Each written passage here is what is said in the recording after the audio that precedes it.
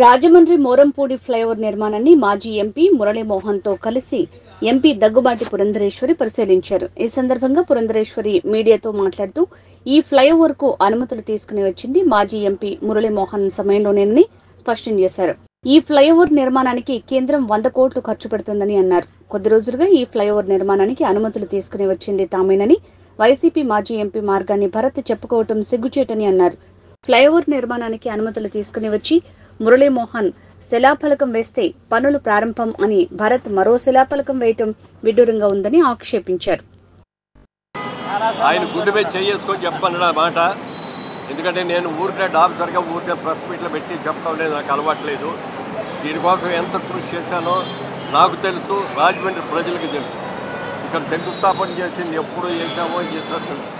Sanction చేసి శంకుస్థాపన చేసినా ఉండదు ఇది. తర్వాత ఓపెనింగ్ చేసినప్పుడు ఓపెనింగ్లో ఎవరెవరు ఉన్నారో వాళ్ళు కలిపి చేస్తారు. ఇది పద్ధతి. అలాగే అక్కడ వర్క్ కమెంట్ చేసాం, ఏదో లైన్ యాక్టివేట్ చేసాం, ఎవరు కూడా ఇట్లా వేసుకోండి శిలాఫలకాలు. ఏదైనా అది వాళ్ళ విజ్ఞతకు వదిలేస్తాను. నేనేం వాటి గురించి మాట్లాడదలుచుకోలే. చేయించేది నాకు తెలుసు, రాజమండ్రి ప్రజలకు తెలుసు. దీనికోసం ఎన్ని రోజులు కృషి చేస్తే ఈ ఓవర్ బ్రిడ్జి శాంక్షన్ చేయించామో నాకు తెలుసు.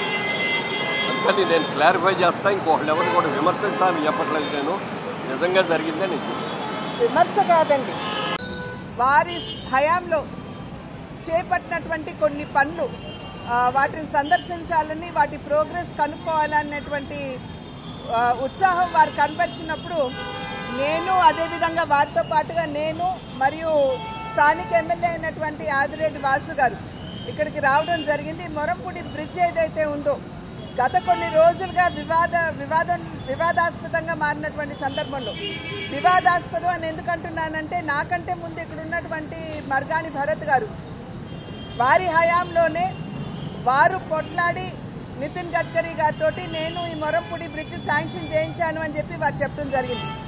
కనుక ఒక్కసారి పాత్రికేయ మిత్రులందరికీ కూడా ఇక్కడ ఏదైతే శిలాఫలకం ఉందో దాన్ని చూపించాలని, ఏదైతే ఇక్కడ అభివృద్ధి పనులు ప్రారంభమయ్యాయో అయ్యి మరి గత హయాంలోనే వారికంటే ముందే ప్రారంభమయ్యాయి అనేటువంటి అంశాన్ని పాత్రికేయుల మాధ్యమంగా ఇక్కడ ఉన్నటువంటి ప్రజలకు కూడా తెలియజేయాలి అనేటువంటి ఆలోచనతోటి ఈ మొరంపూడి బ్రిడ్జ్ని సందర్శించడం జరిగింది. మీరు చూసినట్లయితే ఇక్కడ 2 శిలాఫలకాలు ఉన్నాయి. ఒకదాని మీద 2019వ సంవత్సరంలోనే దీనికి శంకుస్థాపన చేశారు అనేటువంటి అంశం మనకు అర్థమవుతుంది. ఆ తర్వాత 2021లో అనుకుంటాను 2వ శిలాఫలకం వేసి కమెన్స్మెంట్ ఆఫ్ వర్క్ అంటే పని ప్రారంభం అని చెప్పి వారు అక్కడ శిలాఫలకం వేయడం జరిగింది. అందరూ కూడా నవ్వుతారు, ఎందుకంటే ఎవరు ఎక్కడ కమెన్స్మెంట్ ఆఫ్ వర్క్ అని చెప్పి ఇంతవరకు శిలాఫలకం వేసినటువంటి దాఖలాలు దేశంలోనే లేవు. రాష్ట్రం వదిలేసేయండి, దేశంలోనే లేదు. అంటే ఎక్కడికెక్కడ రాజకీయ లబ్ధి, ప్రజా శ్రేయస్సు కంటే కూడా రాజకీయ లబ్ధి మీద ఎక్కువ దృష్టి పెట్టినటువంటి విధానం మనకి సుస్పష్టంగా దీని మాధ్యమంగా మనకు అర్థమవుతుంది.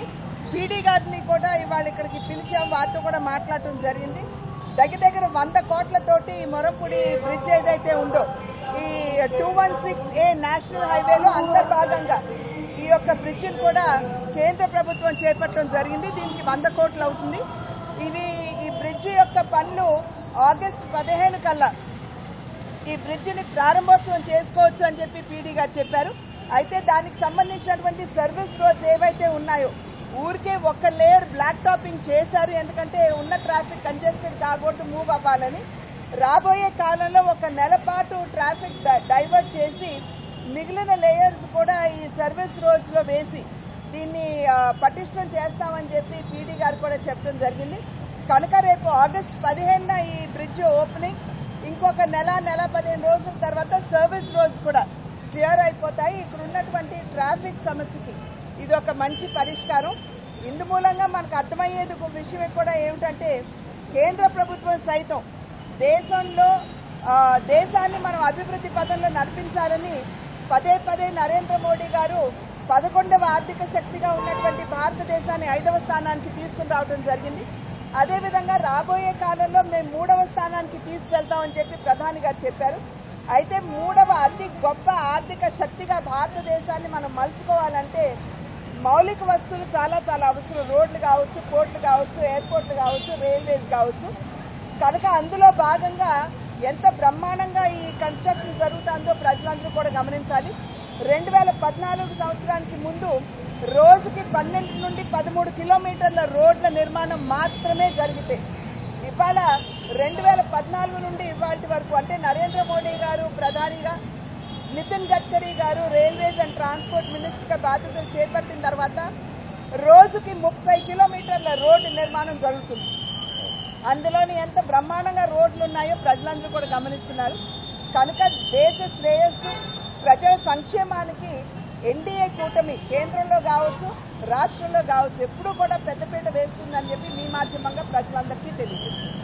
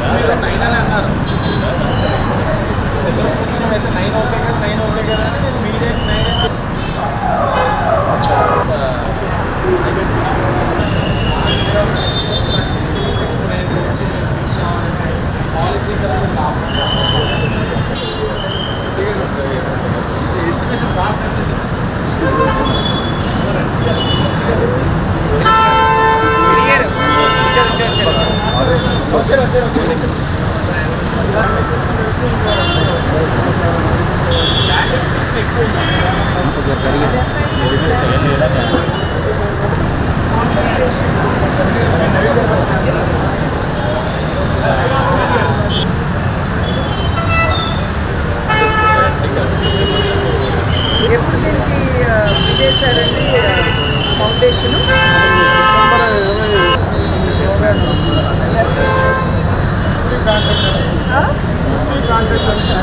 సుష్టి